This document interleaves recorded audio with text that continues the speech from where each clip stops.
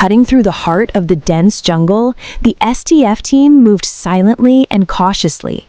Suddenly, through a thick patch of wild grass and tangled vines, they stumbled upon a long abandoned spot. Hidden beneath layers of overgrowth, they noticed a metallic pipe disappearing deep into the ground. At first glance, it seemed strange, but then everything stopped. Because this was the Dead Falcon area, a silent, forbidden zone where no one had set foot for decades. The question arose, what is this pipe? And more importantly, what lies within it? The STF team decided to send a night vision camera into the dark, narrow depths of the pipe. Slowly, the camera began to descend 10 meters, 20 meters, 30 meters deep, and then on the screen appeared a massive metallic tunnel. A mysterious passageway, one that was about to unlock a long-lost chapter of World War II history. The date was March 7th, 2018, near the town of Walbryk, Poland. Acting on classified information, an exploration team was conducting a secret operation. They had in their possession an old hand-drawn map and a set of coded symbols that had been safeguarded by a covert organization for decades. Using advanced ground-penetrating radar, or GPR, and high-precision sensors, the team scanned the dense forest and rugged mountainous terrain, searching for what history had long buried beneath the earth. The locals called this place the Haunted Valley, a region shrouded in eerie silence, where no one dared to go after dark. The team arrived at an abandoned spot where a metallic pipe secretly descended into the underground. They had no idea that within that darkness, they were about to witness something that would forever mark its place in history. As the camera's light pierced through the pitch-black tunnel, the first thing that came into view was a pair of metallic tracks cutting through the earth, an old railway line. Following the line deeper into the tunnel, the camera revealed a rust-covered mining cart, untouched and motionless for decades. For 80 years, it had survived only as a legend, a rumor whispered through generations. But now, through the eye of the camera, that legend had become reality. Local authorities soon arrived at the scene and unveiled a secret map from the World War II era. According to the map, the site was a hidden storage facility built by the Nazi forces, constructed nearly 8 decades ago. When the work was completed, the entrance had been carefully sealed with layers of stone, soil, and vegetation, so perfectly camouflaged that no one could ever suspect its existence. This scene before them was like a time capsule, preserving the final moment of that last working day from 80 years ago, frozen in time, like a frame from an old, forgotten film. It was as if someone had pressed pause in the middle of a scene, and the actors never returned. The railway tracks still lay scattered, the mining cart remained exactly where it had stopped, and all around were rusted tools, shovels, drills, and pickaxes, as if the Nazi soldiers had left them there to rest, never to come back. Europe during World War II was like a ticking time bomb, every inch of the map ready to explode. Each page of history was being written in blood. And hidden deep beneath that chaos was a weapon unlike any other. One that couldn't be seen, one that lay buried underground. This was the most secret and deadly chapter of World War II, the world of underground bunkers. Hitler knew attacks would come from the skies. To evade those strikes, thousands of underground fortifications were built across Europe. Their aim was not only to protect his troops, it was to destroy the enemy from beneath the earth. These concrete and iron strongholds were almost impregnable, bombers, artillery, or gas attacks, nothing could easily destroy them. And inside those walls lay another world.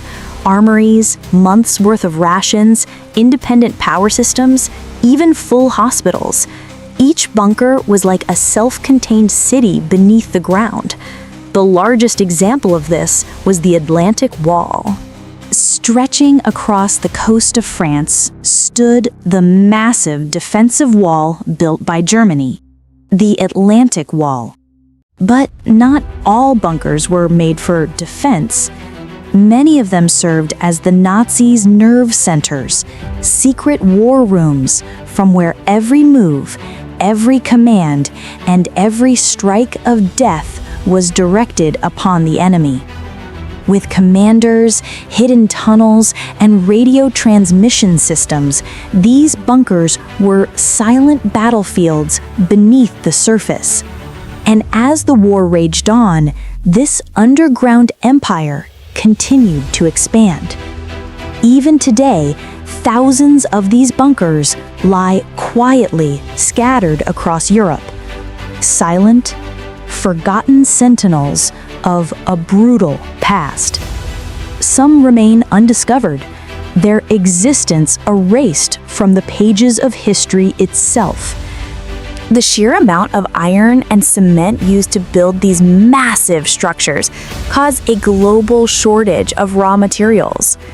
According to estimates, the total construction cost of these bunkers, adjusted to today's value, would range between $500 billion and $1 trillion. For comparison, during the 20-year-long U.S. war in Afghanistan, America spent about $300 million per day. Yet, during World War II, the Nazis spent nearly $460 million per day just on bunker construction. And that was only the cost of building. The expenses for manpower, weapons, and logistics soared even higher. At the heart of the Nazi dream of world domination stood these colossal bunkers and their concrete fortresses, the very core of an empire built beneath the earth.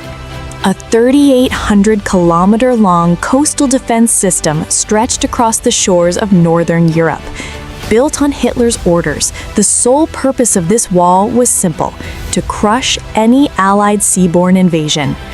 Every segment of it was a deadly strategic point.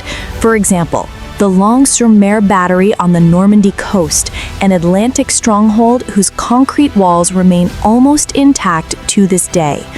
From the Norwegian coast down to the Netherlands, thousands of bunkers and gun emplacements were installed. The massive defense network was designed and built under the leadership of German engineer Fritz Toth's infamous company, Organisation Todt.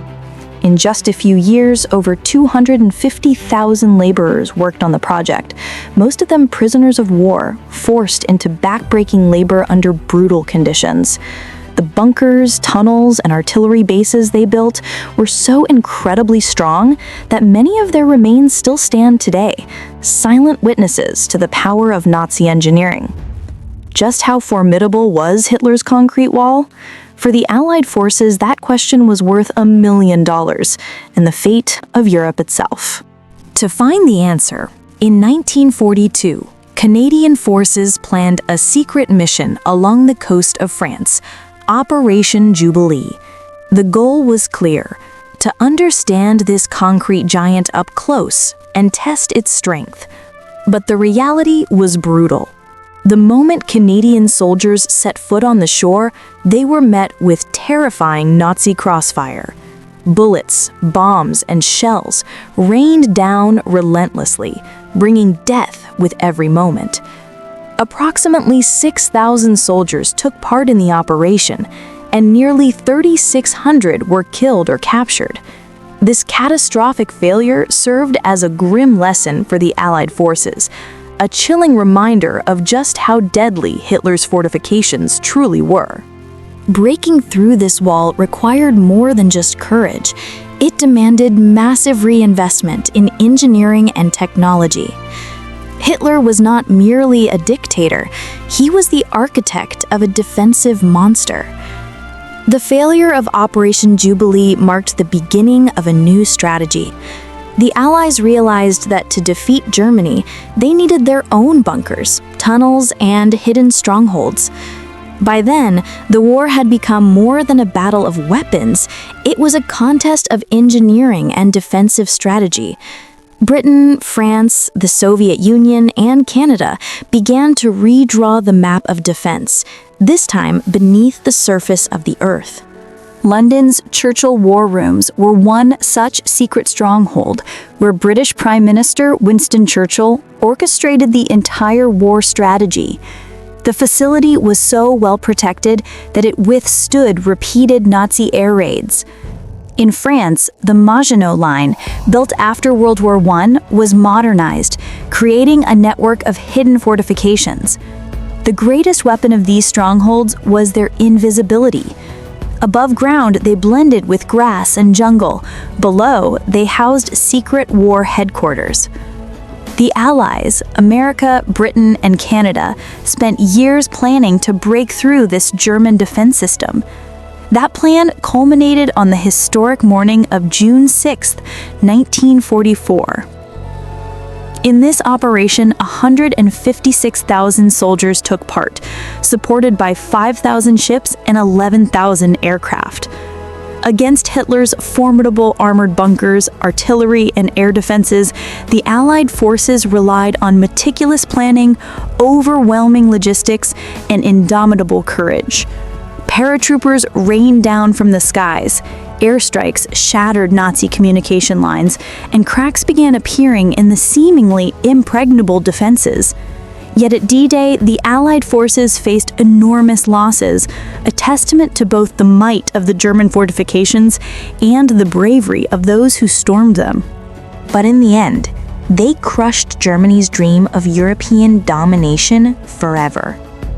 This was the visible outcome of an invisible war. Even today, the broken concrete of the Atlantic Wall, rusted steel, and dark tunnels stand as silent witnesses to the horrific chapters of World War II. One bunker, holding on to history through the ages, and one day that changed the map of the entire world. That's it for today's video. Let us know in the comments how you like this journey through history. Don't forget to like and share the video to help Aeon Archives grow. And if you're not receiving notifications for new videos, make sure to unsubscribe and subscribe again, then press the bell icon. Finally, thanks for watching. Stay safe and stay happy.